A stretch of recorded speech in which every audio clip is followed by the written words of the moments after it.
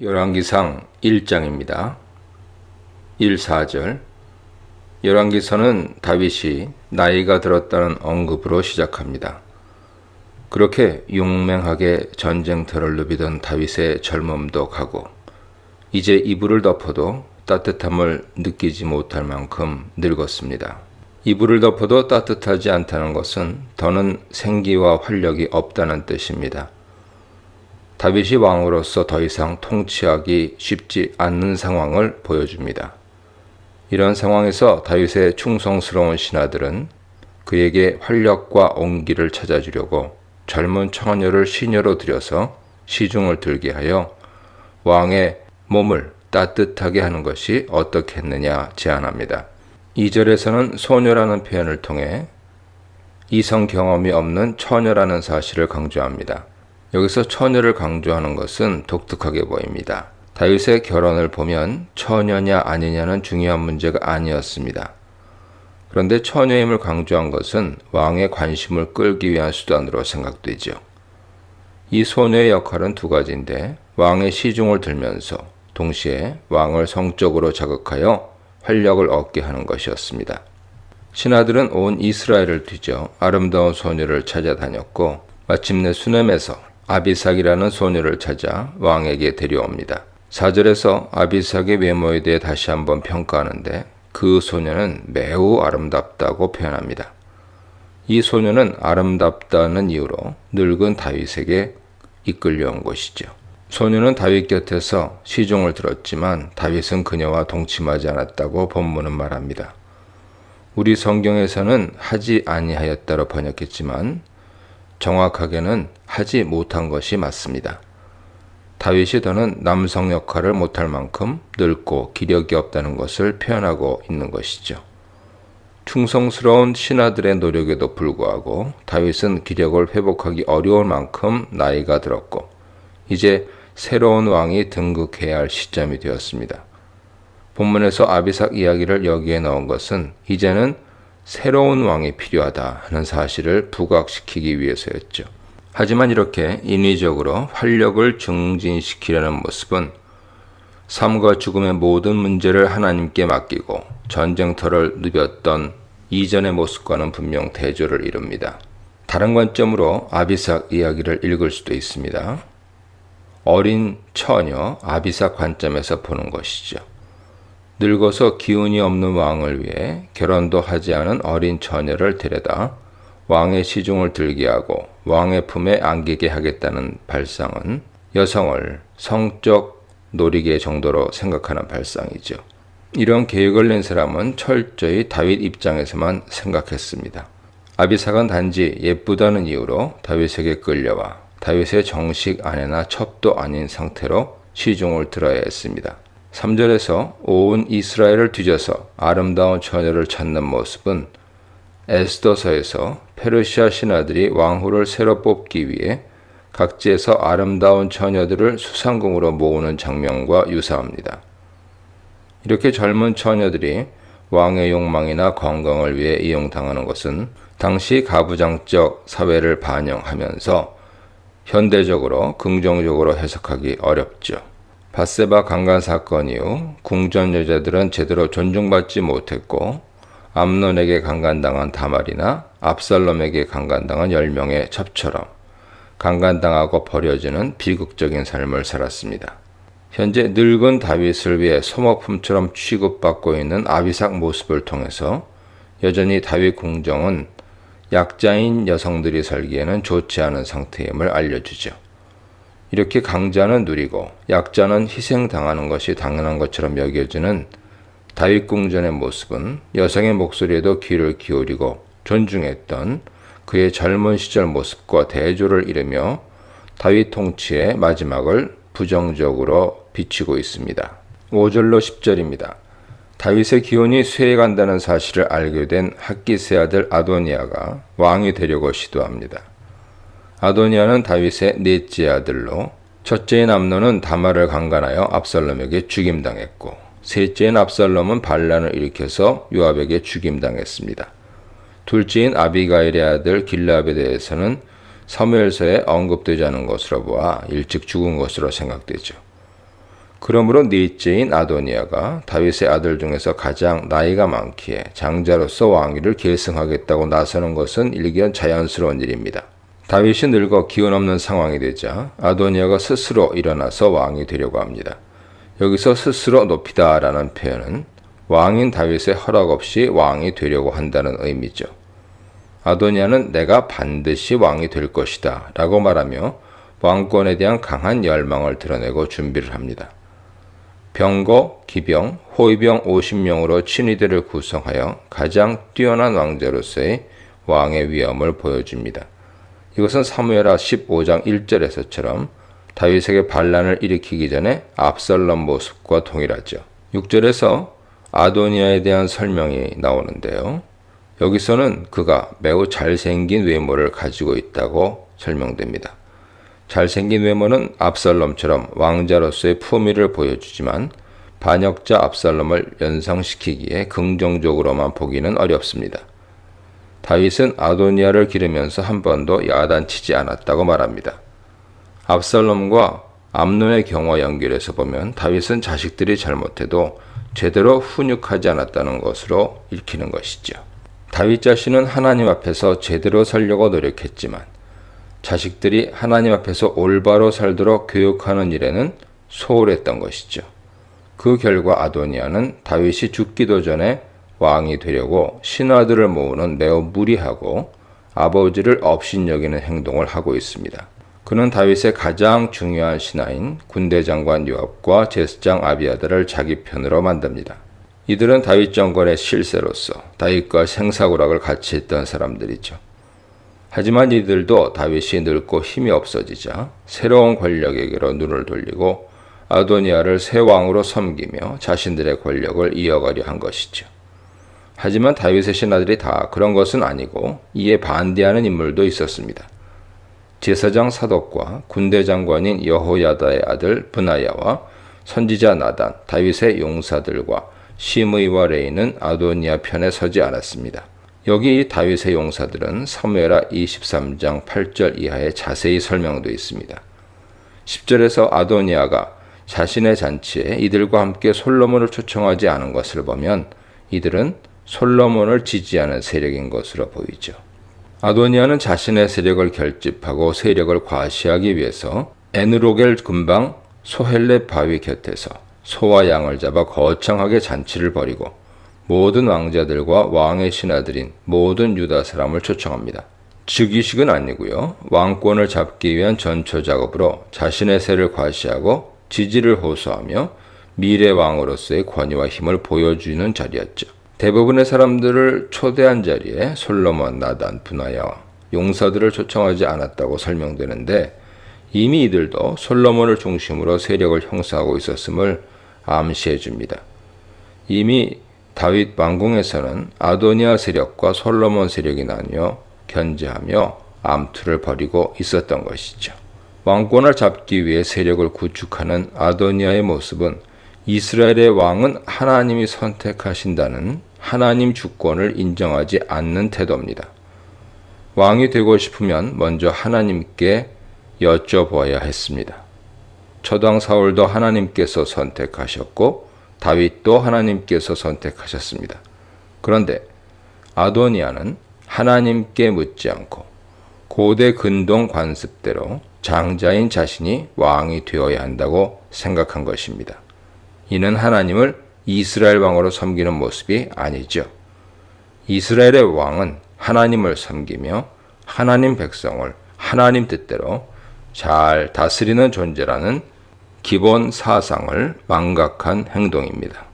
이 문단에서는 무너져가는 다윗, 스스로 부상하는 아도니아, 아도니아와 솔로몬을 돕는 자들에 대해 묵상해 보시기 바랍니다. 11절로 14절입니다. 아도니아가 왕이 되기 위해 세력을 모으고 잔치를 연다는 소식을 들은 선지자 나단은 솔로몬의 어머니 밧세바를 찾아갑니다. 나단과 솔로몬의 관계를 직접 언급하는 부분은 사무엘하 12장 24절에 언급한 솔로몬 탄생 이야기밖에 없죠. 나단은 솔로몬이 탄생했을 때 여디디아라는 이름을 지어주며 호의적인 모습을 보였습니다. 그런데 13, 14절에 나단 선지자의 말을 보면 솔로몬이 어릴 때 다윗이 그에게 왕위를 물려주겠다고 나단 앞에서 맹세한 적이 있는 것으로 보입니다. 그런 이유로 나단은 솔로몬을 차기 왕으로 생각하고 있었는데 갑자기 아도니아가 왕이 된다는 소리에 황급히 밧세바를 찾은 것이죠. 밧세바를 솔로몬의 어머니라고 부른 것은 아들의 지위에 따라 그녀의 신분도 결정된다는 것을 나타내기 위해서입니다. 나단은 밧세바에게 먼저 상황을 설명합니다. 핫깃의 아들 아도니아가 왕이 되었다는 것과 다윗은 이 사실을 알지 못한다는 사실을 전합니다. 여기서 설명이 다른 부분이 있습니다. 화자는 아도니아가 왕이 될 것이라고 선언하고 자기 세력을 모으는 잔치를 한다고 말한 반면에 나단은 아도니아가 왕이 되었다고 확정해서 말하고 있는데 이것은 상황이 매우 급박하다는 것을 강조하기 위한 것입니다. 그러면서 자신에게 밧세바와 솔로몬의 생명을 구할 방법이 있다고 말하며 밧세바에게 다윗에게 들어가서 할 말을 알려줍니다. 다윗이 예전에 솔로몬을 왕으로 세우겠다고 맹세했는데 아도니아가 왕이 된 것은 어떻게 된 일이냐고 물으라고 합니다. 그러면 자신도 뒤따라 들어가 밧세바의 말을 지지해 주겠다는 것이죠. 이런 나단의 말을 보면 다윗이 공개적으로 솔로몬을 왕으로 삼겠다고 선언한 적은 없고 오래전에 나단과 밧세바만 불러 비공개적으로 솔로몬을 왕으로 삼겠다고 여호와의 이름으로 맹세하고 나단을 증인으로 삼은 것으로 보입니다. 30절에서 다윗이 내가 이전에 이스라엘의 하나님 여호와를 가리켜 네게 맹세하여 이르기를 네 아들 솔로몬이 반드시 나를 이어 왕이 되고 라고 말하고 있기 때문에 나단의 말이 사실이라는 것을 좀 더 분명하게 해주고 있습니다. 당신의 말씀을 확증하다라는 표현은 증언한다라는 법적인 관용구죠. 이렇게 아도니아가 왕이 되려는 상황에서 나단은 다윗이 하나님 앞에서 맹세한 솔로몬을 왕으로 세우기 위해 재빠르게 움직이고 있습니다. 15절로 21절입니다. 나단을 통해서 상황의 시급함을 알게 된 밧세바는 그의 조언을 따라 다윗의 침실로 들어갑니다. 화자는 15절에서 다시 한번 1절로 4절에 언급되었던 다윗의 상황을 요약해서 언급하는데 강조점은 다윗이 매우 늙었다는 것입니다. 1절에서는 세월이 지나 다윗이 늙었다고 표현했는데 15절에서는 다윗이 매우 늙었다고 표현함으로써 죽을 날이 멀지 않았다는 것을 암시합니다. 그가 어두운 침실에 있다는 것과 아비삭이 항상 옆에서 수종든다는 사실은 다윗이 일상생활을 하기 어려울 정도로 기력이 없다는 것을 암시하죠. 밧세바는 다윗에게 최대한 예의를 갖추고 무릎을 꿇고 절합니다. 다윗은 밧세바가 일상적인 인사가 아니라 최대한 겸손하게 인사를 하자 어떤 요청이 있어서 온 것임을 알아채죠. 다윗은 밧세바에게 무엇을 원하는지 묻습니다. 밧세바는 내 주여 혹은 여종이라는 표현을 통해서 최대한 자신을 낮추는데 이것은 자신이 왕에게 충성을 다하는 사람임을 알리기 위한 것이었습니다. 밧세바는 조심스럽게 왕이 이전에 자신의 아들 솔로몬이 반드시 그 뒤를 이어 왕이 될 것임을 여호와 앞에서 맹세한 사실을 상기시킵니다. 밧세바의 말은 13절에서 나단이 알려준 말과 거의 유사하죠. 나단은 여종에게 맹세하시니라고 말한 반면에 밧세바는 당신의 하나님 여호와를 가리켜 라는 말을 추가했습니다. 30절의 다윗의 말을 보면 이 구문을 밧세바가 일방적으로 집어넣은 것이 아니라 나단보다 더 정확하게 표현하고 있다는 것을 알 수 있죠. 그러면서 현재 아도니아가 왕이 되었다는 것과 그 사실을 왕이 모르고 있다는 것을 강조합니다. 또한 그녀는 아도니아가 잔치를 벌이고 있고 왕의 모든 아들들과 그의 지지자인 요압과 아비아들을 청하면서도 솔로몬만 초대하지 않은 사실을 알려줍니다. 이것은 아도니아가 솔로몬을 적대시하고 있다는 것을 암시하고 있는 것이죠. 이렇게 현재 긴급한 상황을 알리면서 밧세바는 누가 왕이 될지 온 백성이 다윗 왕을 주목하며 기다리고 있다고 이야기하면서 솔로몬을 후계자로 삼겠다고 말해야 한다고 재촉합니다. 21절에서는 자신이 다윗을 이렇게 재촉하고 있는 이유를 말하는데 만일 이번에 분명하게 알리지 않으면 다윗이 죽은 후에 자신과 자신의 아들은 죄인이 될 것이라고 합니다. 여기서 죄인이란 아도니아에 의해 반역자로 몰릴 것이라는 의미죠. 22절로 27절입니다. 이렇게 밧세바가 다윗과 이야기하고 있을 때 계획대로 나단이 다윗의 침실에 등장합니다. 그러고는 왕 앞에서 얼굴을 땅에 대며 매우 겸손한 절을 하죠. 이런 모습은 밧세바가 다윗에게 한 행동과 유사합니다. 이렇게 왕에게 절대 복종하는 모습을 보인 뒤에 매우 예민한 문제인 왕위 계승에 대한 이야기를 꺼냅니다. 그는 다윗에게 아도니아를 후계자로 삼으셨는지 단도직입적으로 묻습니다. 다윗이 아도니아를 왕으로 삼지 않았다는 것을 알면서도 그의 잘못을 부각시키기 위해 이렇게 질문한 것이죠. 그러면서 아도니아 집의 상황을 9절이나 19절에서 전하는 내용보다 더 자세하고 생생하게 전달합니다. 나단은 요압이란 이름 대신 군사령관들이라고 표현하여서 요압과 그의 수하 등 군사적으로 많은 사람들이 아도니아를 지지하고 있다고 말하며 그들은 이미 아도니아를 왕으로 생각하고 아도니아 왕 만세를 외치고 있다고 그의 집의 분위기를 전합니다. 여기서 다윗을 가장 분노하게 하는 것은 왕인 자신이 아직 살아있는데 다른 사람을 왕으로 부르며 만세를 외치고 있다는 점입니다. 만세를 외친다는 것은 그를 왕으로 인정하며 그에게 충성을 바친다는 의미이기 때문이죠. 그러면서 다윗의 종인 자신과 사독 제사장과 여호야다의 아들 브나야와 다윗의 종인 솔로몬은 청하지 않았다고 말함으로써 자신들은 여전히 왕에게 충성을 바치고 있으며 그래서 아도니아가 자신들을 좋지 않게 보고 부르지 않았다는 암시를 합니다. 그러면서 마지막으로 나단은 이것이 정말 다윗의 결정인지 묻습니다. 정말 왕의 결정이라면 왜 자신에게 알려주지 않았느냐며 섭섭한 감정을 다윗에게 드러냅니다. 이런 나단의 태도는 평소에 나단과 다윗의 관계가 돈독했기 때문에 가능한 이야기죠. 다윗은 하나님의 선지자로서 나단을 의지했고 나단은 하나님의 뜻을 다윗에게 전달하며 왕실 조언자로 지냈는데 자기 왕을 결정하는 중요한 일을 자신에게 말하지도 않고 할 수 있느냐는 질책이 섞여 있습니다. 기본적으로 이스라엘의 왕은 하나님께서 선택하시는 것이기 때문에 후계자를 선택할 때 선지자를 통해 하나님께 여쭤보는 것이 당연한 수순이기 때문이죠. 이 본문에서 이스라엘은 최초로 왕위가 계승되는 경험을 하게 됩니다. 그런데 다윗 왕이 미리 공개적으로 후계자를 결정해 놓지 않고 비공개적으로 솔로몬을 후계자로 삼겠다는 약속을 해놓은 상태이기 때문에 이런 혼란이 야기된 것이죠. 다윗이 하나님께 누구를 후계자로 선택할지 공개적으로 묻고 여호와의 답을 들은 후 백성들과 신하들 앞에서 선언했으면 이런 혼란도 후에 있을 비극도 일어나지 않았을지 모릅니다. 이 문단에서는 원칙 있는 나단의 조언, 신중한 나단의 조언, 용기 있는 밧세바의 조언에 대해 묵상해 보시기 바랍니다. 열왕기상 1장 28절로 31절입니다. 밧세바에 이어서 나단 선지자 말을 들은 다윗은 밧세바의 말이 사실이라는 것을 확신합니다.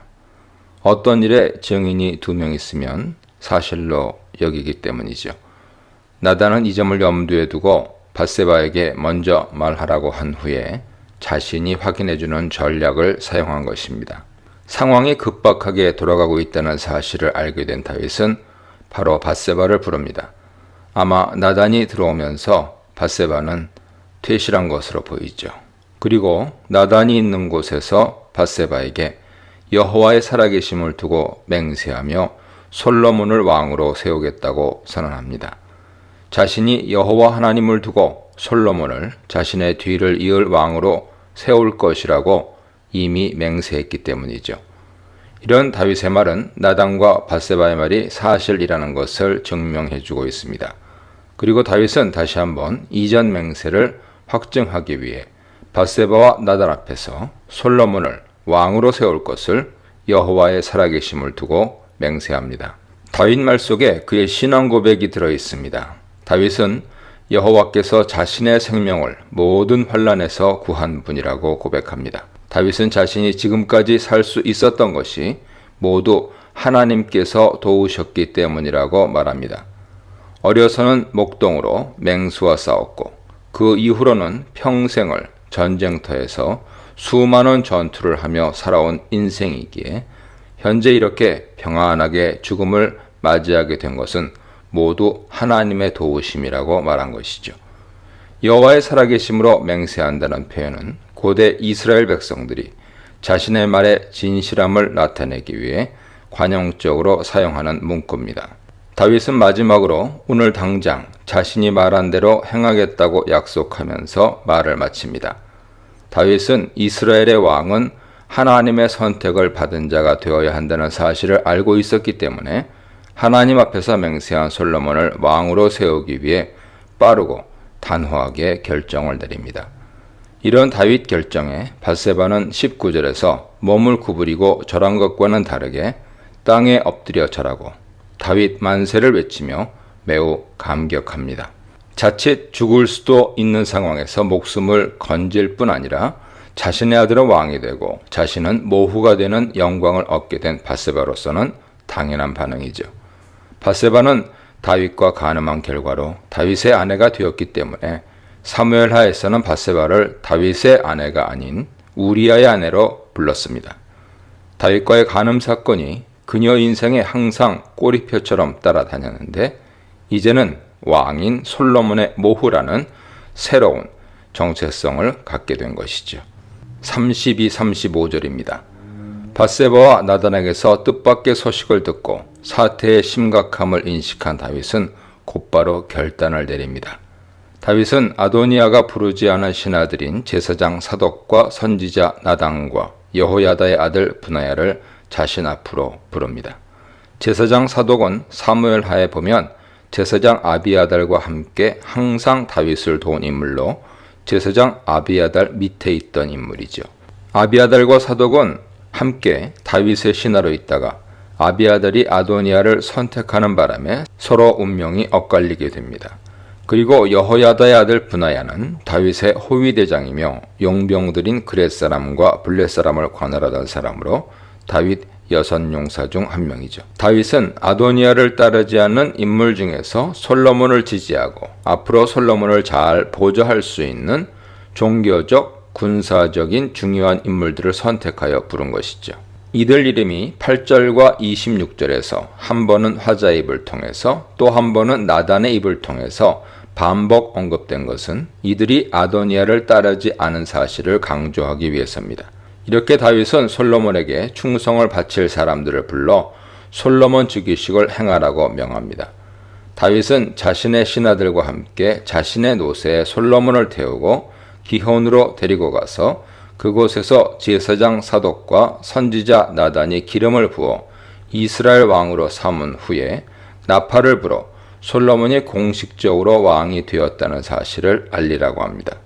그러고 나서 솔로몬 만세를 외치며 솔로몬에게 경의를 표한 뒤에 그를 따라 올라와서 자신의 왕위에 앉게 하라고 합니다. 솔로몬으로 하여금 왕의 노새를 타도록 한 것은 왕권의 정통성과 권위를 부여하는 행위라고 할 수 있습니다. 또한 기혼으로 가게 한 것은 이곳에 에누로겔과 마찬가지로 샘물이 있었으므로 사람들이 모이기에 용이한 장소였기 때문일 것입니다. 여기서 강조되는 것은 두 가지인데 하나는 왕이 되는 첫째 과정은 종교 지도자인 제사장과 선지자에게서 기름 부음을 받는 것이라는 점이죠. 아도니아 이야기 속에는 기름 부음에 대한 이야기가 없습니다. 이것은 아도니아가 아직 정식으로 왕이 되지 못했다는 것을 의미하죠. 사울도 다윗도 왕으로 선택받으면서 가장 먼저 한 것이 선지자 겸 제사장인 사무엘에게서 기름 부음을 받은 것이죠. 기름 부음을 받는 것은 왕이 하나님의 선택을 받은 하나님의 종이라는 것을 상징합니다. 결국 아도니아가 먼저 자신이 왕이라고 나설지라도 결국 기름 부음을 받은 솔로몬이 진정한 왕이 되는 것입니다. 그가 다윗의 명에 따라 제사장 사독과 선지자 나단에게서 기름 부음을 받았다는 것은 그가 왕으로서의 정통성을 얻게 되었음을 의미합니다. 그는 선지자의 기름 부음을 받음으로써 합법적인 왕이 되었을 뿐만 아니라 하나님과 특별한 관계에 있는 메시아 위치에 놓이게 되었습니다. 둘째는 다윗이 자신의 것을 솔로몬에게 준다고 반복해서 말하는 것이죠. 내 노새에 솔로몬을 태우고 내 왕위에 앉아 나를 대신하여 라는 표현을 통해서 자신의 왕권을 솔로몬에게 이양한다는 것을 강조합니다. 35절 하반절에서 다윗은 자신이 솔로몬을 유다와 이스라엘 통치자로 지명하였다고 선언하며 솔로몬에게 왕위를 승계할 것을 공식 선포합니다. 여기서 통치자로 번역된 나기드라는 단어는 이스라엘에서는 하나님께서 선택한 지도자에게만 사용된 단어로 사울 그리고 다윗에게만 사용되었습니다. 사무엘상 9장 16절, 사무엘상 13장 14절 보세요. 그런데 다윗이 이 단어를 솔로몬에게 사용함으로써 솔로몬도 하나님의 선택을 받은 지도자라는 것을 강조하는 것이죠. 즉 하나님께서 아도니아가 아니라 솔로몬을 이스라엘의 왕으로 선택하셨다는 것입니다. 36절 37절입니다. 이런 다윗 선포에 군대 장관인 여호야다의 아들 브나야가 가장 적극적으로 다윗의 말을 받아들입니다. 아멘. 내 주 왕의 하나님 여호와께서도 이렇게 말씀하시기를 원하오며. 원래 아멘이란 말은 일반적으로 예배나 제사를 드리는 상황에서 동이나 수락을 표시하는 말인데 여기서는 다윗의 말을 그대로 받아들이겠다는 뜻을 표현한 순종의 아멘입니다. 내 주 왕의 하나님 여호와께서도 이렇게 말씀하시기를 원하며 하는 것은 기본문이죠. 왕의 선택을 여호와께서도 받아들이고 확정해 주시길 원한다는 의미입니다. 그는 또한 여호와께서 내 주 왕과 함께 계심같이 솔로몬과 함께 계셔서 그의 왕위를 내 주 다윗 왕의 왕위보다 더 크게 하시기를 원하나이다 라고 축복의 말을 전합니다. 이것은 하나님께 대한 기원이며 또한 솔로몬에 대한 충성 맹세죠. 다윗에게 바친 충성을 솔로몬에게도 변함없이 바치겠다고 고백하고 있는 것입니다. 이 문단에서는 맹세를 지켜 솔로몬을 왕으로 세운 다윗, 스스로 왕이 되려는 자와 약속을 따라 왕이 된 자, 왕위 즉위식 준비를 해준 다윗에 대해 묵상해 보시기 바랍니다. 38, 39절입니다. 다윗의 명령을 받은 제사장 사독과 선지자 나단과 여호야다의 아들 브나야가 그렛 사람과 블렛 사람들과 함께 솔로몬을 왕으로 세우기 위해 갑니다.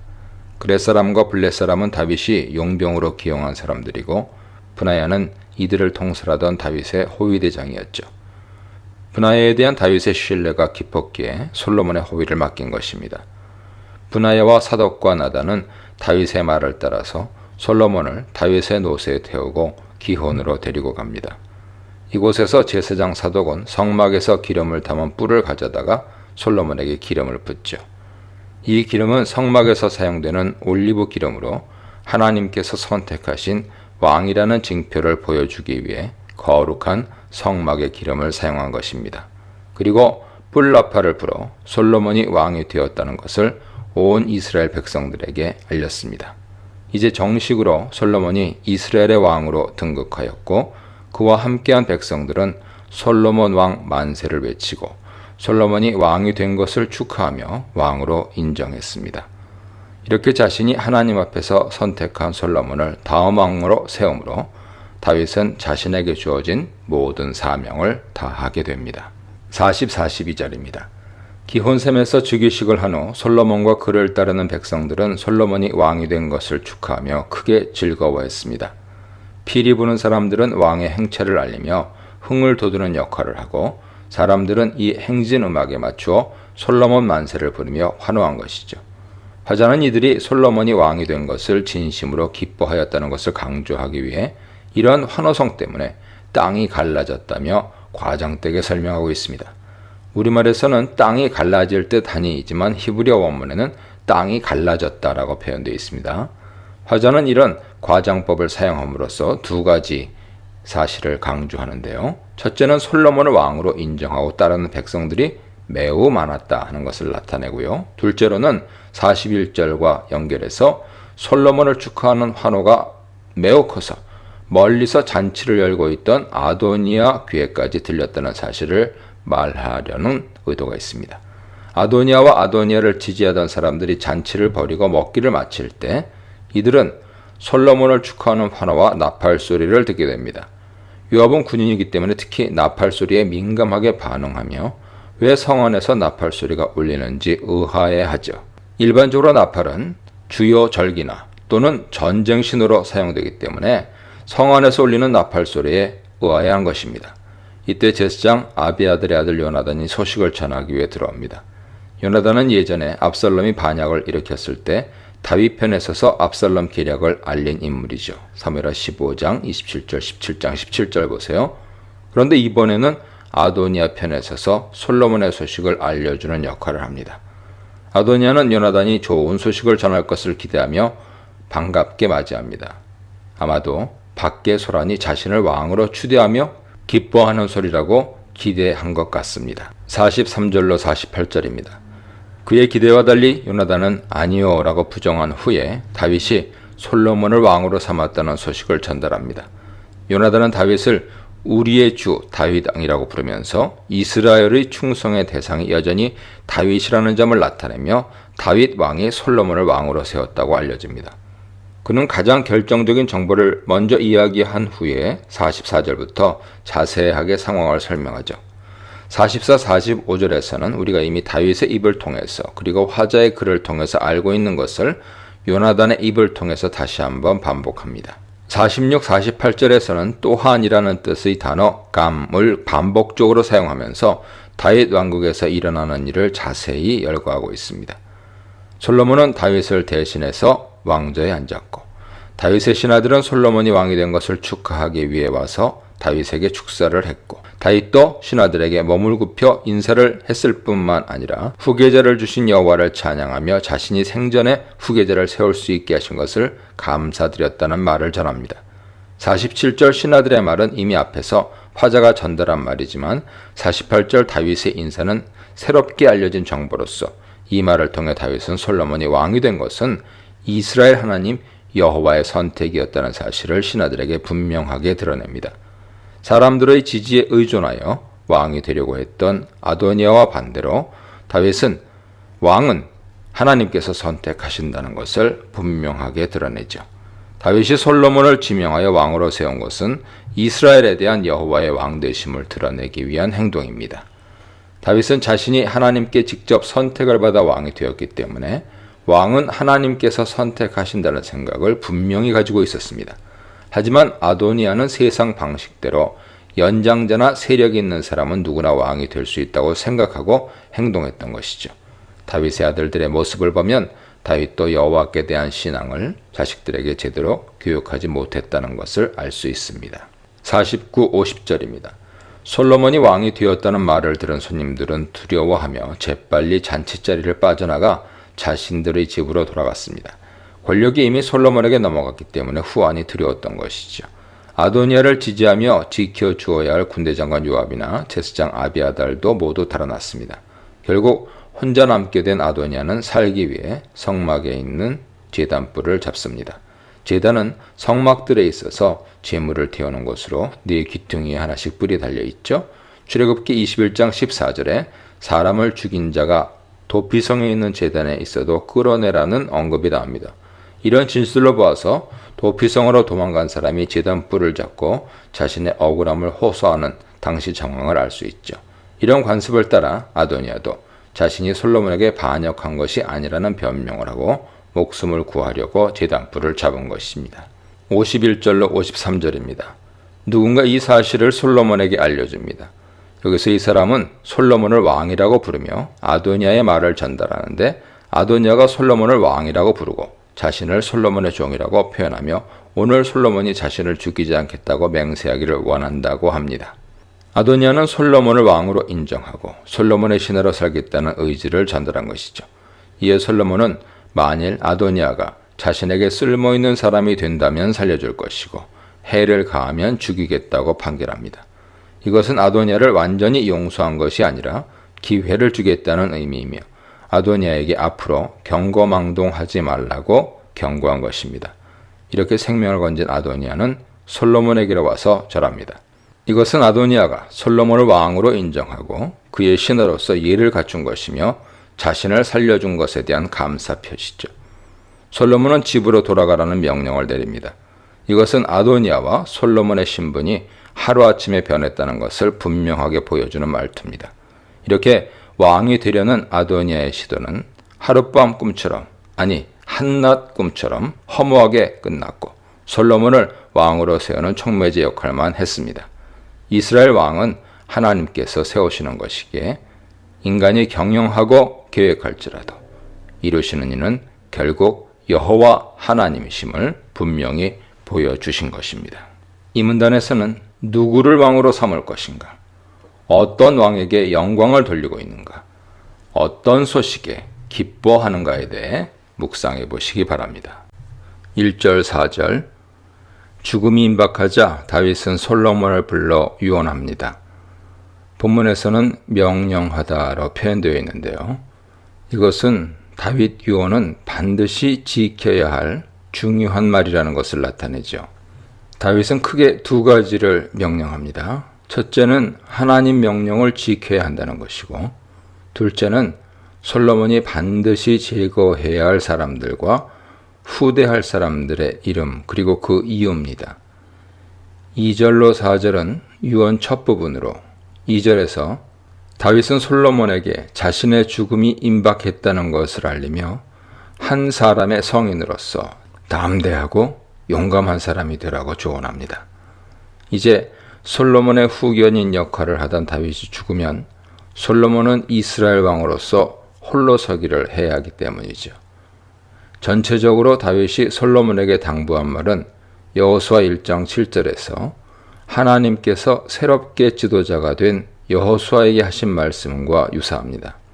3절은 왕으로서 나라를 통치하는 방향을 제시하는데 다윗은 솔로몬에게 하나님께서 주신 의무를 지키라고 권면합니다. 그 의무는 그의 길로 행하며 그의 법률과 계명과 율례와 증거를 모세 율법책에 기록된 것을 따라 지키는 것입니다. 즉 하나님께서 주신 율법을 온전히 시행하는 것이 이스라엘의 왕인 솔로몬의 의무입니다. 하나님께서 왕을 세우신 이유는 분명합니다. 왕을 통해 이스라엘이 하나님 말씀으로 통치되는 하나님 나라가 되기를 원하신 것이죠.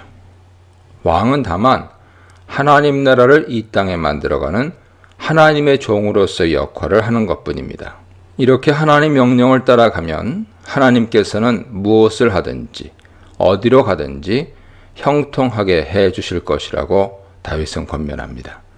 하나님 말씀을 지키면서 하나님 나라를 만들어 나가려고 애쓰면 하나님께서 도와주시고 그 일들을 이루어 주신다 하는 것이죠. 4절은 특별히 다윗 왕가에 대한 약속을 언급한 것으로 다윗 언약을 바탕으로 한 당부입니다. 여기서 다윗은 솔로몬뿐만 아니라 대대로 후손들이 온 마음과 온 생명을 다해 여호와 앞에서 행하면 여호와께서 다윗의 후손이 끊어지지 않고 계속해서 왕위를 이을 수 있게 해 주실 것이라는 약속을 전달하고 있습니다. 하지만 여기서 다윗은 하나님의 언약의 조건적인 성격을 강조하면서 유언을 하는데 솔로몬과 후손이 하나님 말씀에 순종하며 왕위를 이어나갈 수 있기를 바라는 소원을 담고 있습니다. 아무리 하나님 약속이 있다고 해도 하나님께 불순종하면 그 왕위를 계속 이어나가게 하지 않으실 것이라는 것을 다윗은 알고 있었던 것이죠. 5절로 9절입니다.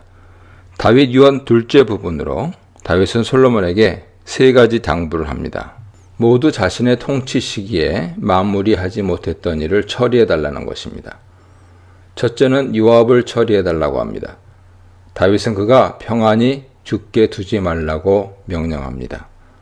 그의 백발이 평안히 스올에 내려간다는 말은 천수를 누리고 평안히 죽는다는 말이죠.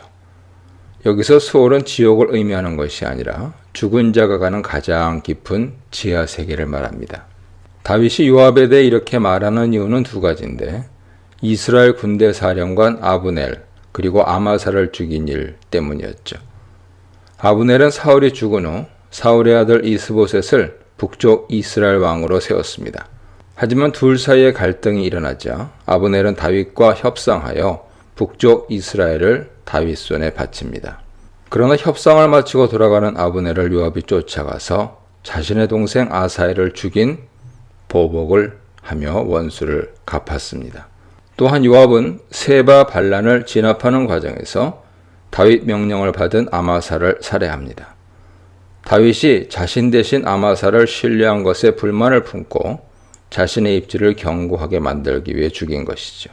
다윗은 이런 요압 행동을 두고 태평시대에 전쟁의 피를 흘리고 전쟁의 피를 자기의 허리에 띤 띠와 발에 신은 신에 묻혔다고 표현하는데, 이것은 전쟁터가 아닌 곳에서 요압이 고의적으로 살인을 저질렀다는 것을 의미합니다.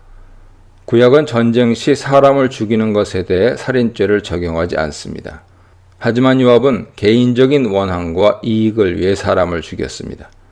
다윗은 요압이 분명히 살인죄를 저질렀다는 것을 알았지만 정권 유지를 위해 처벌하지 못했습니다. 하지만 그 죄를 완전히 잊은 것은 아니었기에 죽는 순간에 솔로몬에게 그를 처형하라고 명령한 것이죠. 이것은 자신이 요압을 처벌하지 못한 죄책감 때문이라고 생각됩니다. 여기서 너의 지혜를 따라서 행하라 하는 말은 유언이라고 선언하고 즉시 죽이라는 말이 아니라 때를 봐서 시행하라는 의미입니다. 요압은 현 군대 장관으로 최고 권력을 쥐고 있고 아도니아를 지지하기에 솔로몬이 요압을 죽이려고 하면 내전이 일어나고 솔로몬 왕위가 위험한 상황이 되기 때문이죠.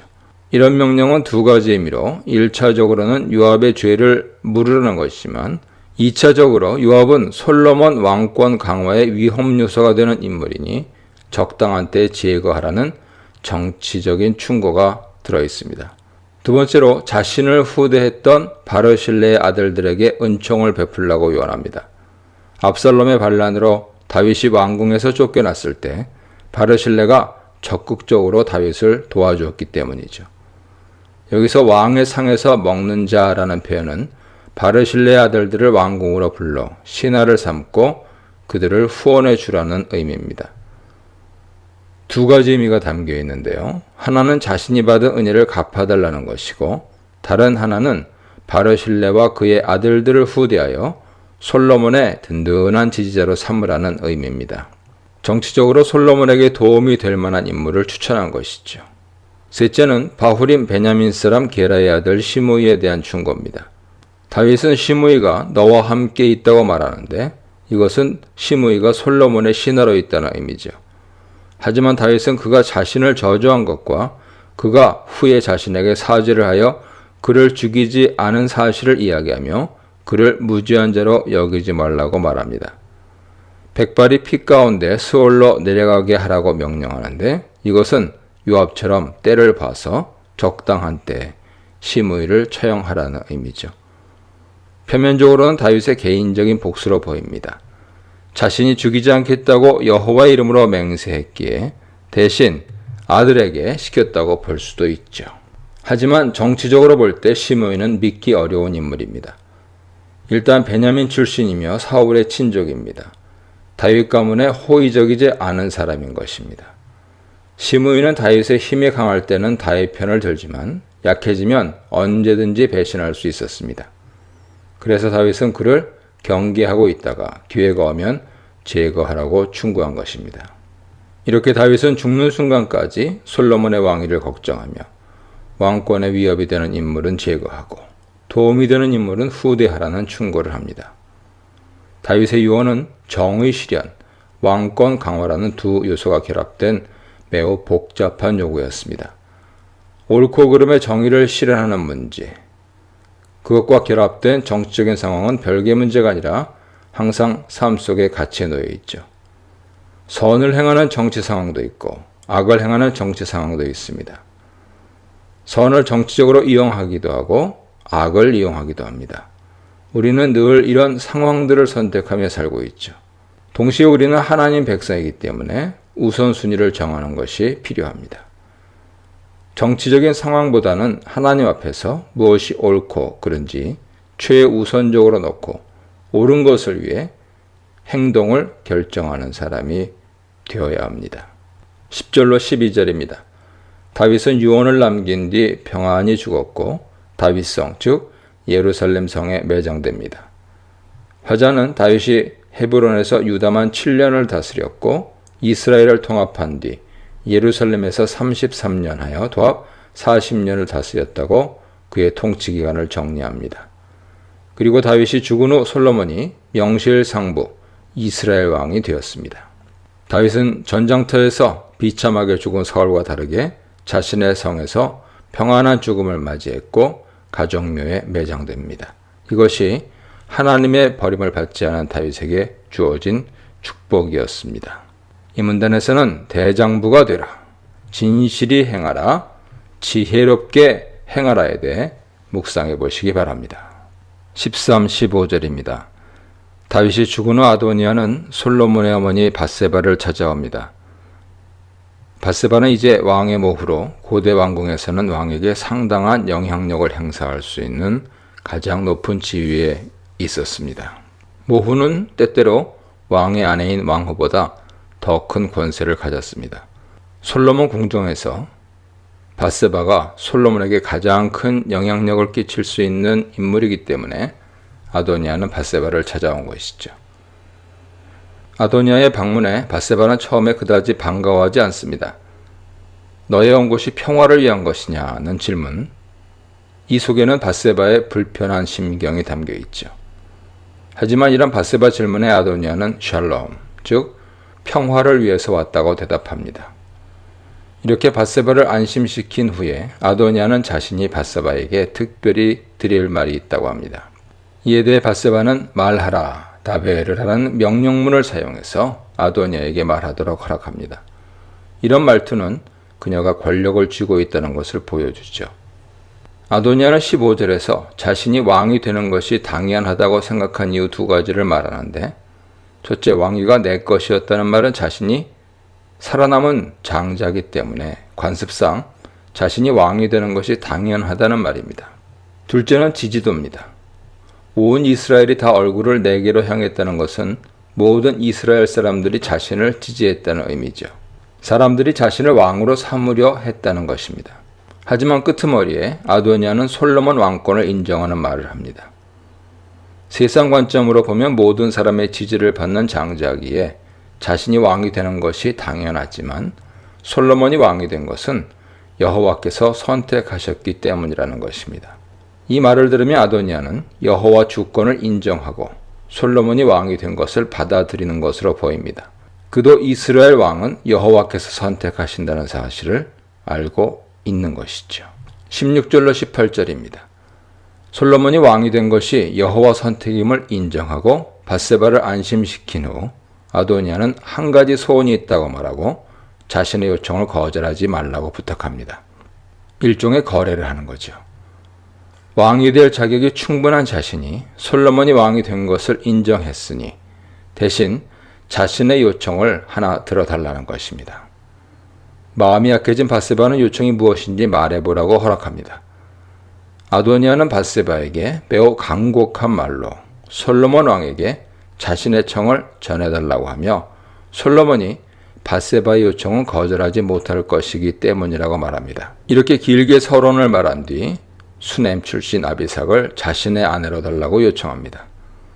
여기서 아도니아는 아비삭을 다윗의 여자로 부르지 않고 중립적으로 수넴 여자라고 부릅니다. 마치 다윗과 상관없이 아비삭이 마음에 들어 결혼을 원하는 것처럼 말한 것이죠. 밧세바는 별 의심 없이 그를 위해 왕에게 말해주겠다고 약속합니다. 밧세바는 이미 솔로몬이 왕이 되었기 때문에 아도니아가 겸손하게 와서 부탁하는 것을 보고 아도니아가 한 말의 저의에 대해 깊이 생각하지 않은 것이죠. 하지만 아도니아가 아비삭을 원하는 것이 그 여성을 원하는 순수한 마음이라고 보기는 어렵습니다.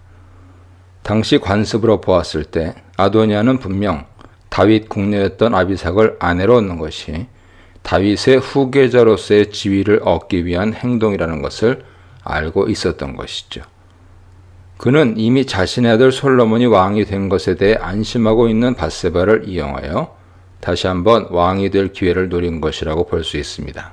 그렇지 않고 단지 아비삭이 너무 예뻐서 아내로 삼고 싶은 마음에 이런 요청을 한 것이면 아도니아는 매우 어리석은 인물이라고 평가할 수밖에 없습니다. 19절로 21절입니다. 아도니아의 부탁을 받은 밧세바는 솔로몬에게 찾아갑니다. 솔로몬은 어머니를 오른편에 앉도록 하고 매우 정중하게 맞이하죠. 솔로몬이 어머니를 오른편에 앉게 한 것은 그 권위를 최대한 높인 행동입니다. 이런 환대 속에서 밧세바는 자신에게 작은 청이 있으니 거절하지 말아 달라고 부탁합니다.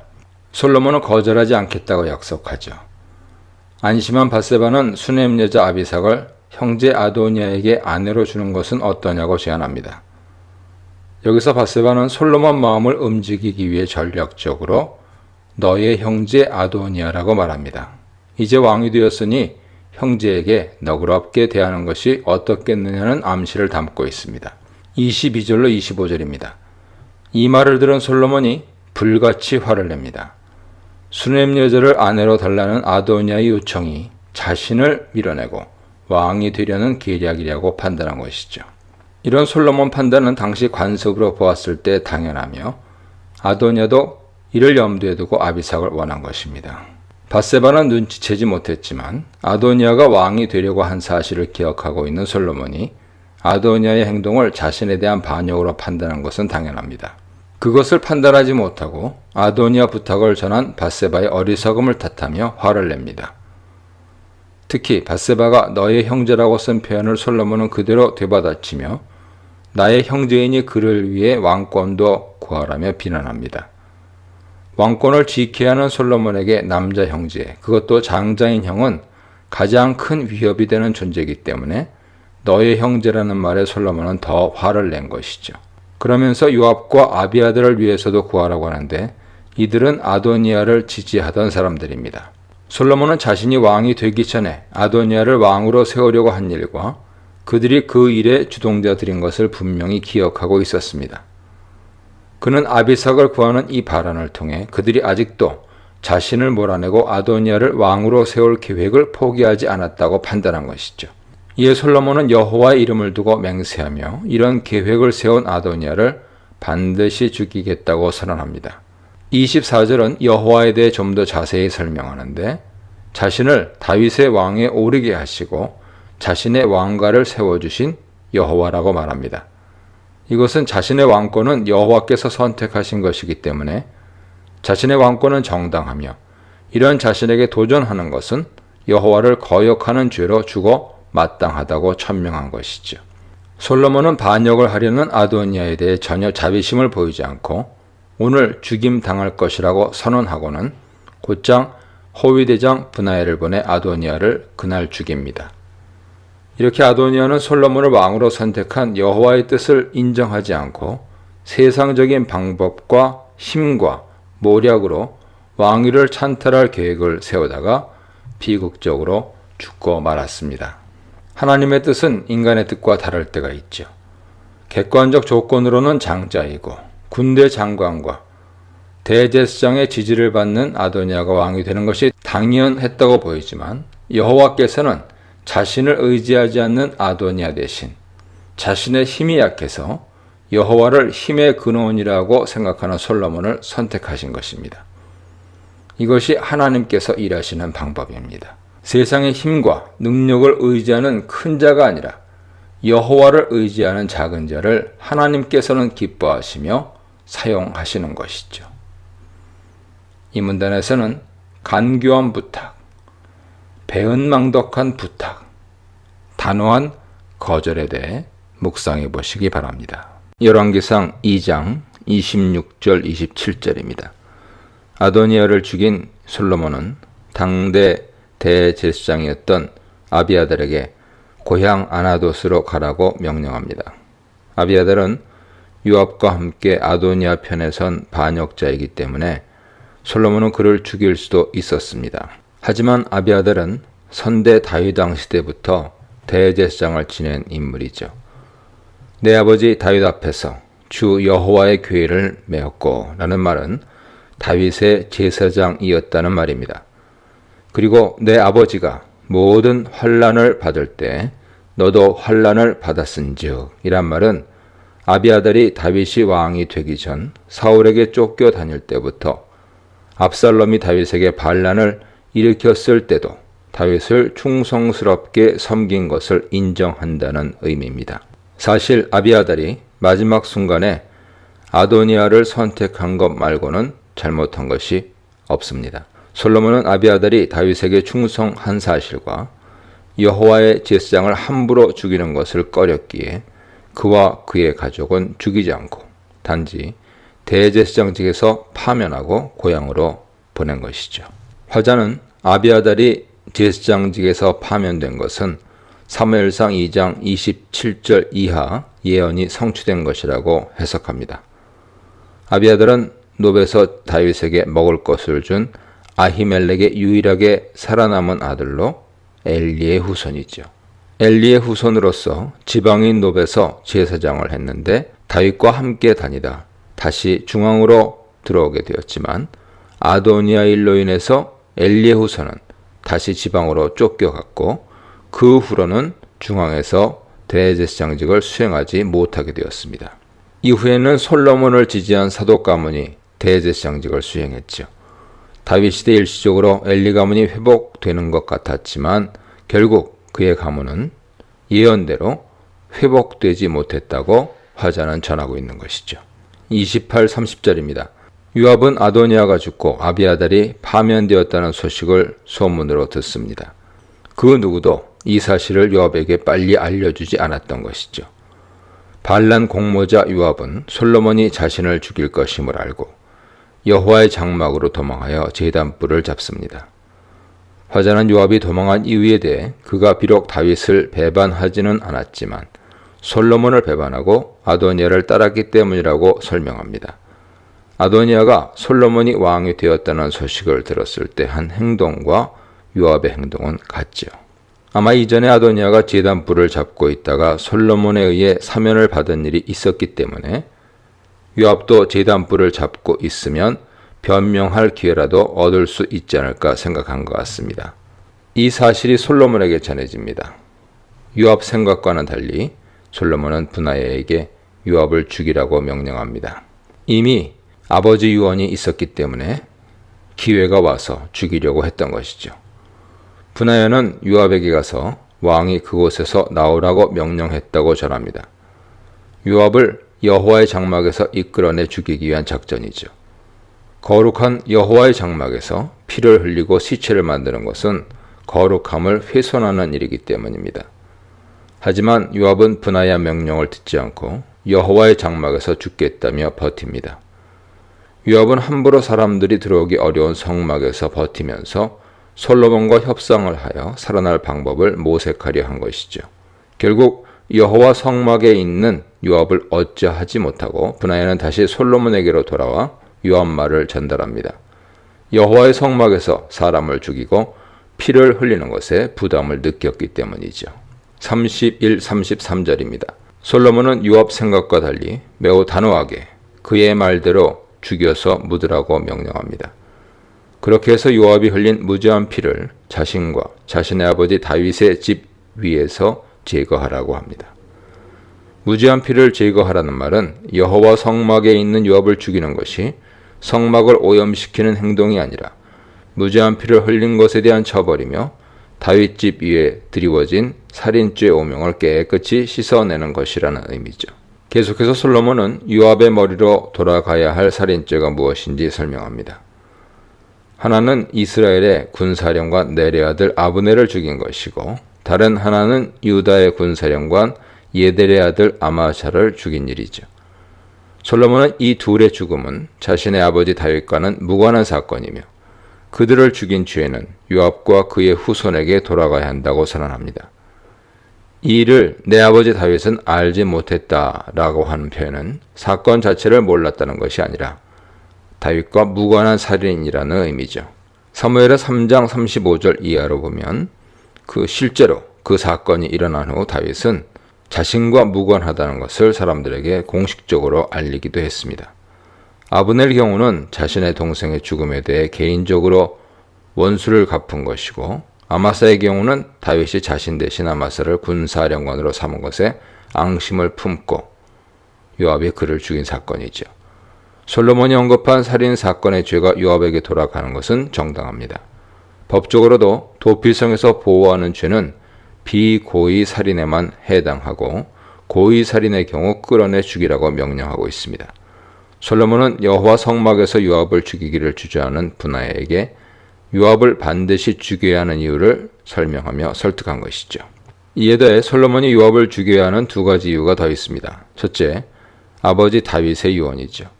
다윗은 요압 죄를 기억하고 때가 되면 꼭 죄값을 치르게 하라고 당부했습니다. 둘째, 요압은 이스라엘 군대 장관으로 이스라엘 병권을 쥐고 있는 인물입니다. 그런데 그는 다윗 왕명을 어기고 자기 이익을 따라 움직인 인물이기에 아직 이스라엘을 완전히 장악하지 못한 솔로몬 말에 언제든 불복할 수 있는 매우 위험한 인물이었습니다. 새 정권을 수립한 솔로몬 입장에서 구 정권의 부패한 권력의 핵심을 척결해야 안정적으로 정치를 펼쳐나갈 수 있었죠. 요압의 어리석은 요청은 솔로몬이 아버지의 유언을 성취하고 불안 요소를 제거하는 절호의 기회가 된 것입니다. 기회가 오자 요압과 협상하지 않고 솔로몬은 단호하게 악을 제거하기로 합니다. 마지막으로 솔로몬은 다윗과 그의 자손과 그의 집과 그의 왕위에는 여호와께서 주신 평강이 영원히 있을 것이라고 선언합니다. 무죄한 피를 흘린 자를 심판한 것에 대해 하나님께서 복을 주실 것이라는 의미죠. 죄를 제거하고 옳은 일을 하는 것이 여호와의 성막에서 피를 흘렸는지 여부보다 더 중요한 것임을 솔로몬은 알고 있었던 것입니다. 우리도 최선을 선택하면 좋겠지만 불가피하게 차선을 선택해야 하는 경우 어느 것이 진리이며 옳은 것인지 우선 생각해야 합니다. 34, 35절입니다.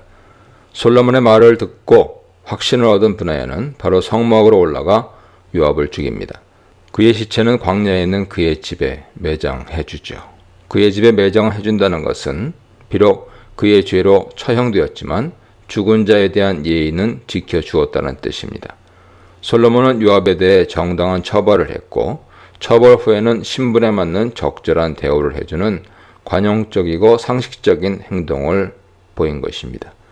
다윗이 사울에게 쫓겨다니던 시절부터 다윗과 함께하며 다윗 왕권을 세우고 강화하는 데 큰 공을 세운 요압이지만 자신의 권력을 강화하고 그 권력을 함부로 사용하여 하나님 보시기에 옳지 못한 행동을 한 것 때문에 결국 심판을 받고 말았습니다. 이렇듯 솔로몬은 차근차근 어려운 상황 앞에서 지혜롭게 다윗 유언을 성취해 나갔습니다. 요압 대신 브나야를 군대 장관으로 삼고 아비아달 대신 사독을 대제사장으로 삼아 구시대 권력을 청산하고 자신에게 충성스러운 신하들을 세우면서 왕권을 강화했습니다. 이 문단에서는 아비아달 추방, 요압의 초라한 말로 요압의 죽음에 대해 묵상해 보시기 바랍니다.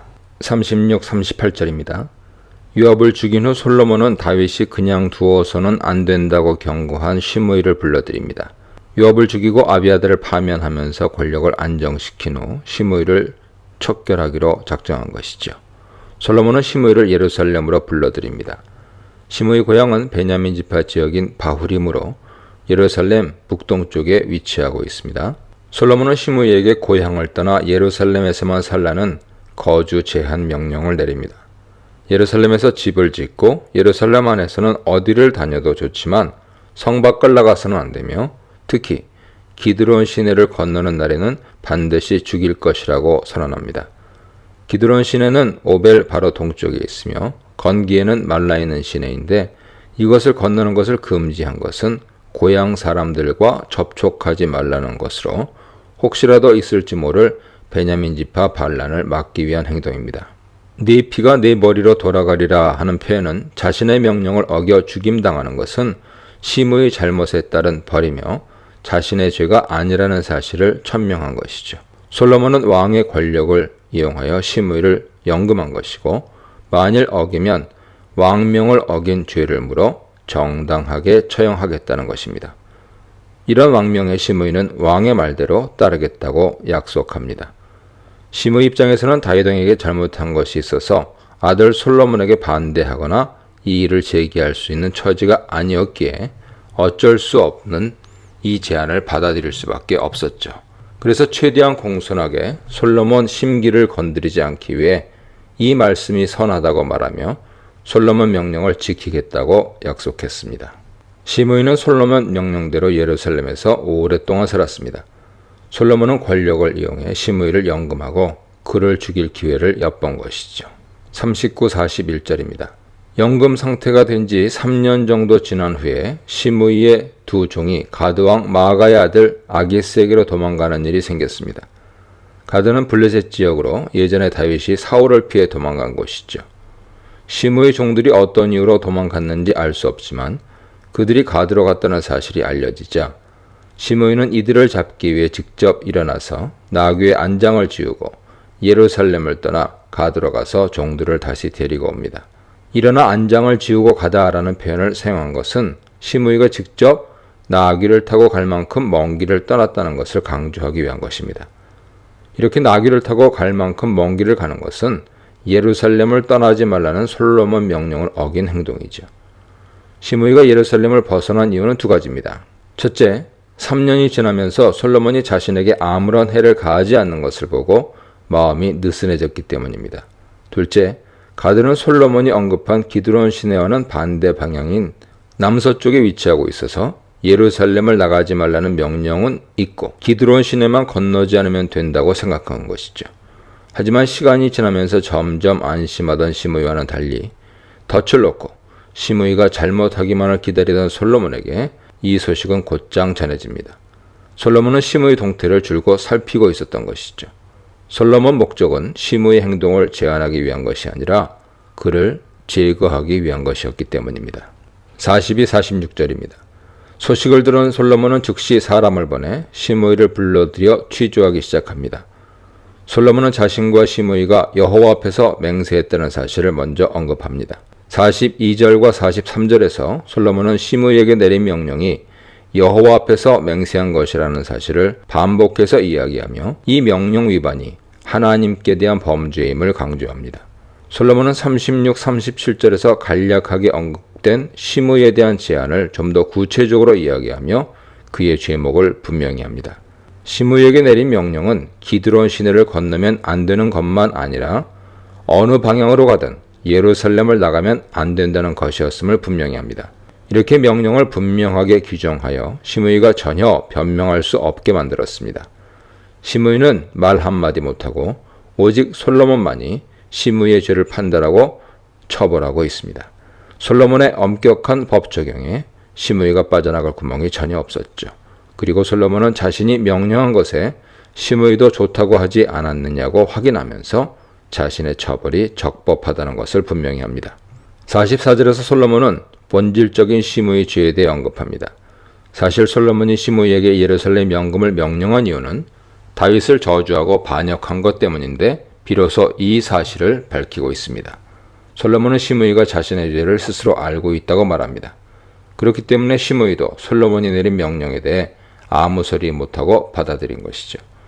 이제 그때 다윗을 저주한 죄에 대해 하나님께서 네 머리로 돌리시는 것이라고 솔로몬은 말합니다.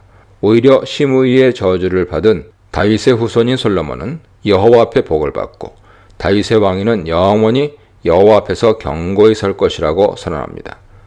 이것은 시므이가 다윗을 향해 퍼부은 저주가 여호와 보시기에 옳지 않은 것이었기 때문에 여호와께서 그 저주를 시므이에게 돌리시고 다윗의 후손인 자신과 다윗의 왕위에는 복을 주시며 흥왕하게 하신다는 것이죠.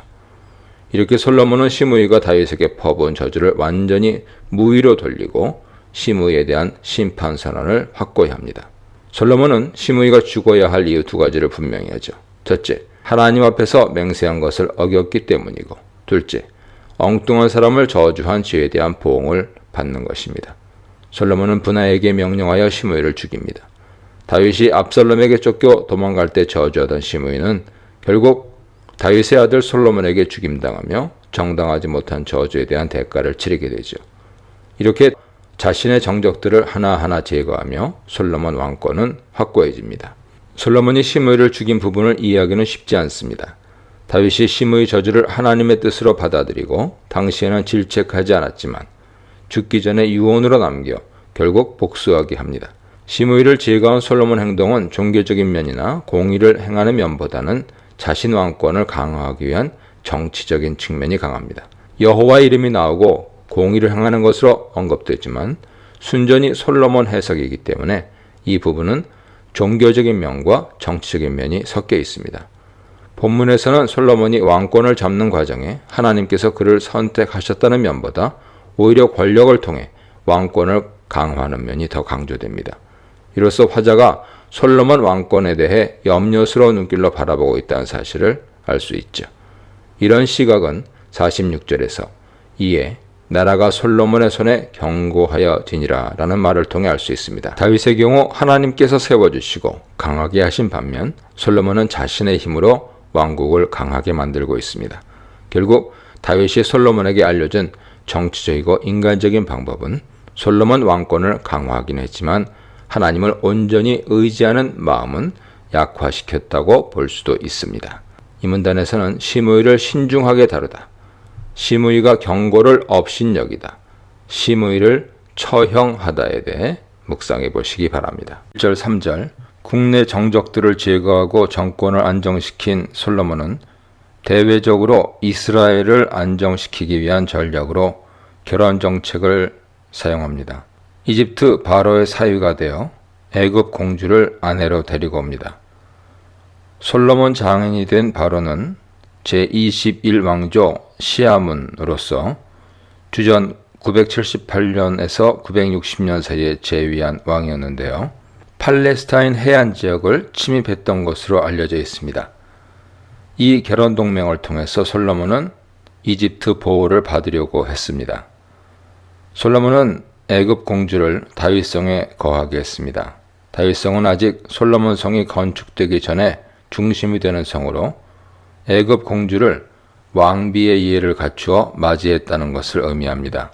솔로몬이 이방인과 결혼하여 다윗성에 거하게 했다 하는 것은 정치적으로는 훌륭한 정책이었을지 모르지만 이방인 결혼과 이방신 섬기는 것을 금지한 하나님 말씀을 어긴 결정이죠. 솔로몬은 자신의 지혜대로 정적을 제거한 것처럼 이스라엘을 위에서에서 지킬 방법을 도모한 것입니다. 이런 솔로몬의 모습은 이스라엘은 하나님의 나라이며 하나님께서 이스라엘을 지키신다는 사실을 온전히 믿지 못하고 있는 것 아닌가 하는 의구심을 생기게 하죠. 이렇게 솔로몬 정책은 하나님 말씀이 아닌 자신의 세상 지혜를 의지하고 있다 하는 측면을 읽을 수 있습니다.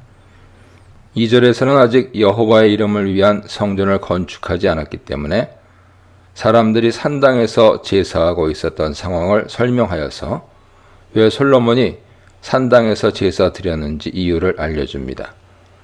솔로몬은 하나님을 사랑하고 그의 아버지 다윗의 법도를 따랐지만 성전이 없었기에 백성들의 관습을 따라 산당에서 제사드리고 분향했던 것이죠.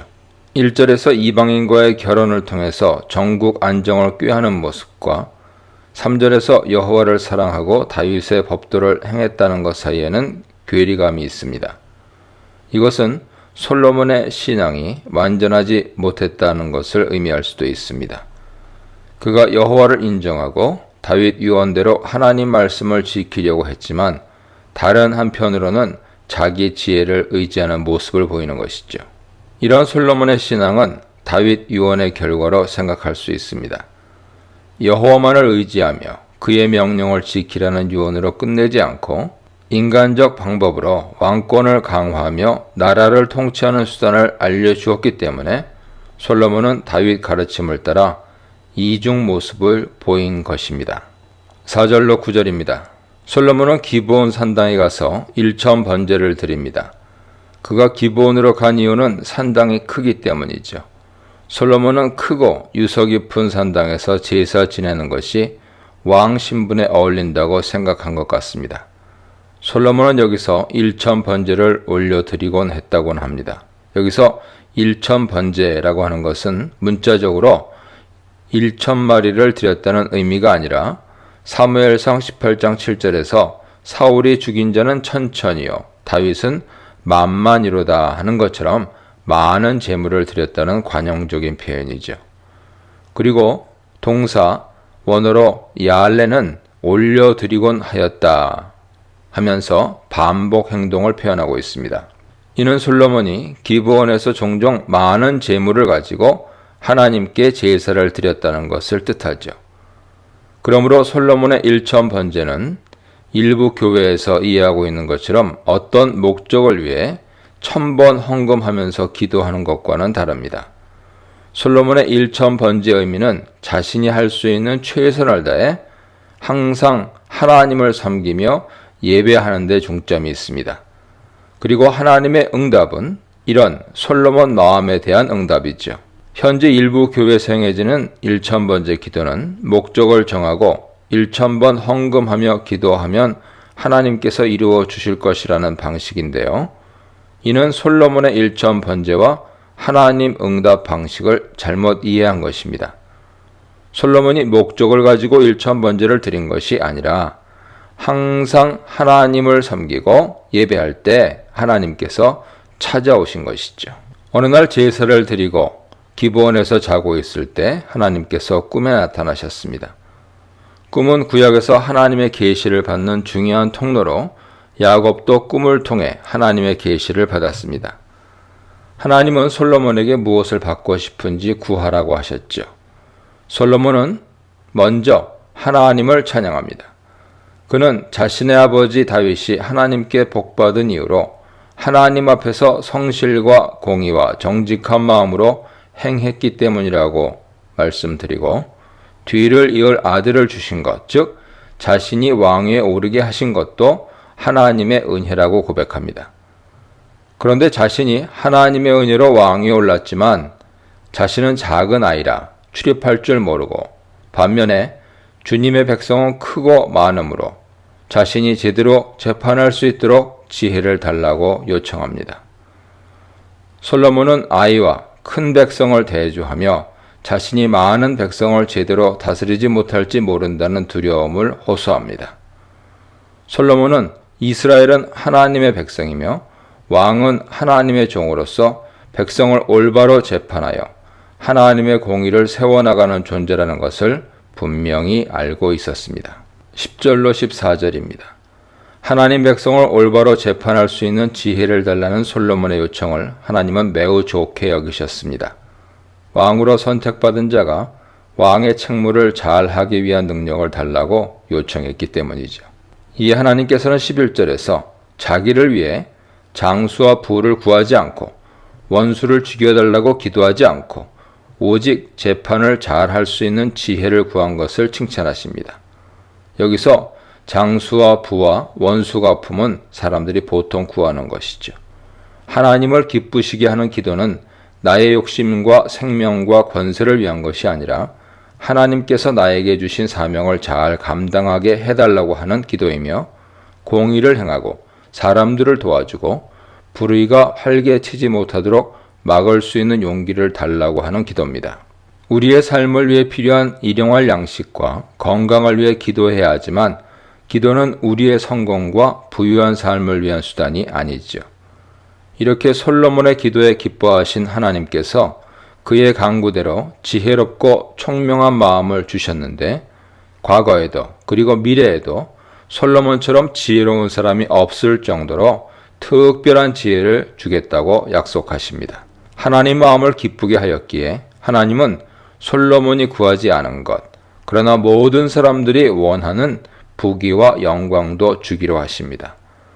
당대 왕 중에서 가장 뛰어난 부귀와 영광을 주고 다윗처럼 하나님 말씀대로 살면 장수하게 해주겠다고 약속하십니다. 여기 하나님 말씀대로 살라는 단서가 붙죠. 이 단서는 진정한 축복의 완성은 하나님 말씀을 순종하는 데 있음을 알려주기 위한 것입니다. 이렇게 하나님께서는 자신의 마음에 합당한 사람에게 넘치는 은혜를 주셨습니다. 이것은 6절에서 솔로몬이 고백한 것처럼 다윗과 함께 하시며 큰 은혜를 베푸셨던 하나님이 이제는 솔로몬과 함께 하시며 큰 은혜를 베풀겠다고 약속하신 것입니다. 15절입니다. 꿈을 통해 하나님의 계시를 받은 솔로몬은 예루살렘으로 돌아와 여호와 언약궤 앞에서 다시 번제와 감사의 제물, 즉 화목제를 드립니다. 자신에게 나타나신 하나님을 기념하고 그분께 감사하기 위해 여호와의 이름이 있는 언약궤 앞에서 제사를 지낸 것이죠. 하나님의 은혜에 감사하며 모든 신하들과 함께 축하하기 위해 잔치를 엽니다. 여기 잔치에 사용된 고기는 감사제물, 즉 화목제에서 나온 고기죠. 화목제는 내장과 기름은 여호와께 태워드리고 앞가슴과 다리살은 제사장에게 드리고 나머지는 다 같이 나누어 먹는 제사입니다. 이렇게 하나님께서 자신을 찾는 솔로몬에게 큰 은혜를 베풀어 주셨습니다. 이 문단에서는 다윗에게 물려받은 부강함, 솔로몬의 간절함과 겸손함, 솔로몬이 구한 듣는 마음에 대해 묵상해 보시기 바랍니다. 16절로 22절입니다. 이 문단은 하나님께서 솔로몬에게 약속하신 대로 재판을 잘 할 수 있는 지혜를 주셨다는 것을 보여주는 예입니다. 이 재판에서 솔로몬은 탁월한 지혜를 발휘하죠. 재판은 창기인 두 여자가 소송을 제기하면서 시작됩니다. 두 여자는 왕 앞에 서서 자신의 이야기를 할 수 있는 기회를 얻습니다.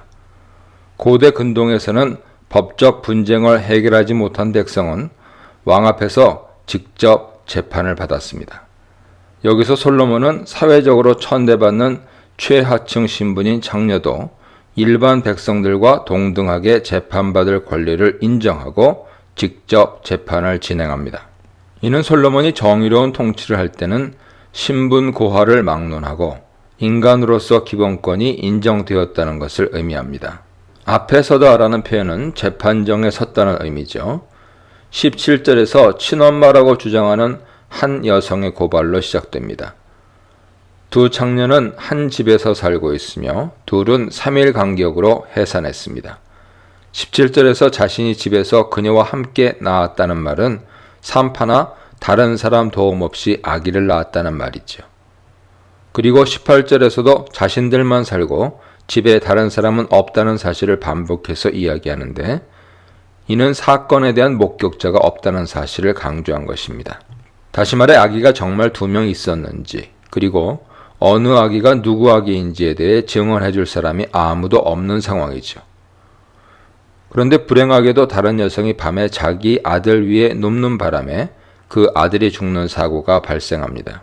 그런데 그 여성은 자신의 죽은 아기와 고발한 여성의 아기를 바꿔치기 했습니다. 죽은 아기의 엄마는 밤에 일어나 고발인 옆에서 자고 있던 아기를 데리고 갔고 대신 죽은 아기를 자신의 품에 두었는데 자신은 자고 있어서 그 사실을 몰랐다고 항변합니다. 이것은 왜 바보같이 아기를 빼앗겼느냐는 질문에 대한 방어적인 표현이죠. 새벽에 일어나 젖을 먹이려고 보니 아기가 죽어 있었고 날이 밝은 후에 자세히 보니 자신의 아들이 아님을 발견했다는 것이죠. 이렇게 한 여성이 고발하자 다른 여성이 이에 반박합니다. 살아있는 아기가 자신의 아들이며 죽은 아기가 상대방 아기라고 주장했습니다. 이렇게 엄마들은 솔로몬 앞에서 서로 살아있는 아기가 자신의 아들이라고 주장하며 격렬하게 논쟁했습니다. 이 문제의 핵심은 증인이 없다는 것이죠. 산파가 있다거나 다른 사람이 한 사람이라도 있어서 각각의 엄마가 자신의 아기를 안고 있는 것을 본 적이 있다면 살아있는 아기가 누구의 아기인지 증언해 줄 수 있었을 것입니다.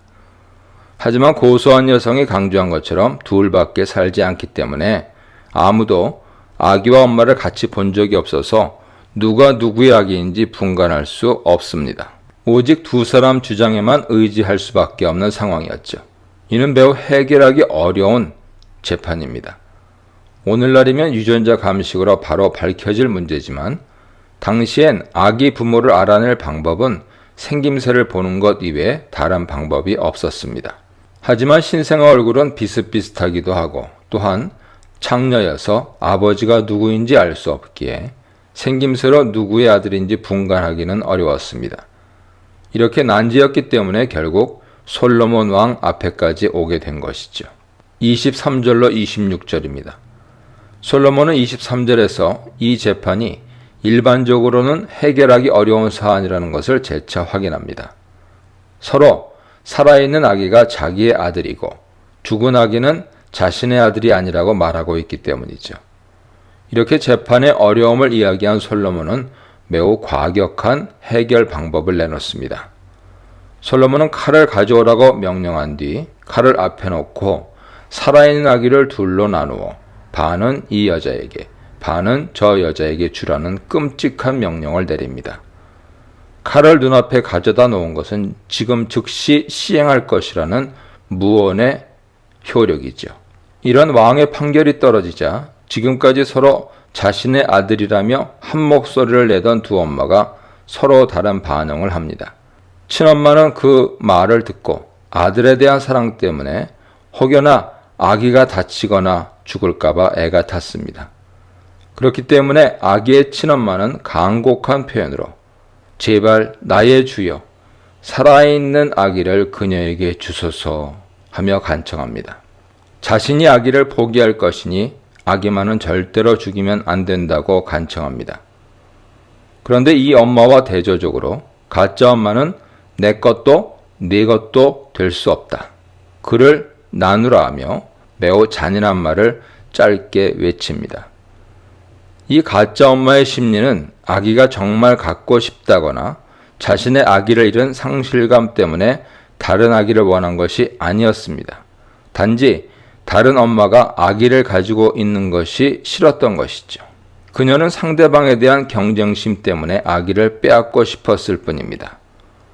그래서 솔로몬이 아기를 반으로 갈라주겠다고 하자 본심을 드러내며 자신도 상대방도 아기를 갖지 못하게 반으로 자르라는 무서운 말을 거리낌 없이 했습니다.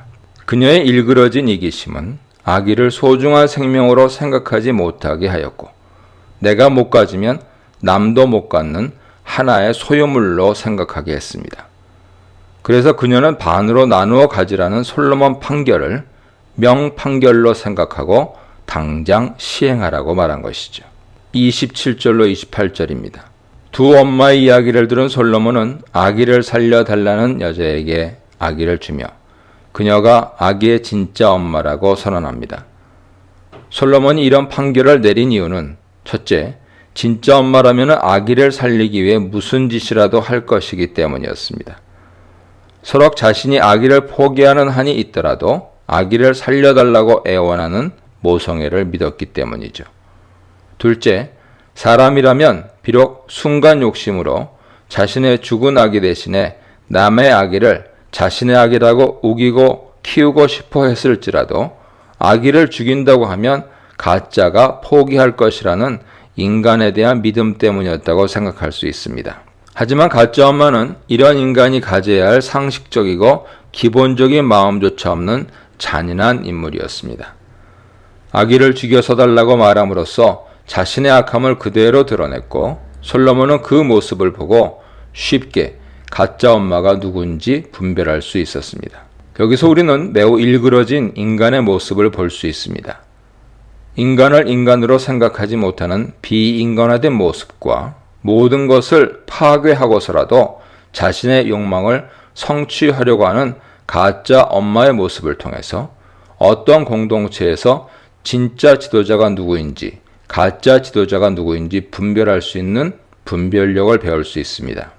공동체와 타인의 생명과 유익을 위해 희생할 줄 아는 지도자는 진짜 엄마인 반면 공동체와 타인의 유익은 아랑곳하지 않고 오직 자신의 욕망만을 위해 파괴적인 행동을 하는 지도자는 가짜 엄마인 것이죠. 이렇게 어려운 판결도 간단하게 판결하는 솔로몬 모습을 보면서 이스라엘 사람들은 그를 두려워했다고 화자는 말합니다. 그의 판결을 보면서 하나님의 지혜가 그에게 있다는 것을 알았기 때문이죠. 하나님께서는 약속하신 대로 솔로몬에게 전무후무한 지혜를, 그것도 백성들을 잘 재판할 수 있는 지혜를 주셨고 그 사실을 모든 백성들이 알게 되었습니다. 이렇게 솔로몬은 하나님께서 주신 지혜로 하나님의 나라인 이스라엘을 든든히 세워나갈 힘을 더욱 얻게 되었고 이스라엘 백성들은 하나님 지혜를 가진 사람을 왕으로 얻는 복을 누리게 됩니다. 지혜로운 지도자를 얻는 것은 백성의 가장 큰 복이기 때문이죠. 이 문단에서는 창기들의 사정을 들어주는 솔로몬, 생명에는 무관심한 가짜 엄마, 모성을 이용한 솔로몬의 지혜에 대해 묵상해 보시기 바랍니다.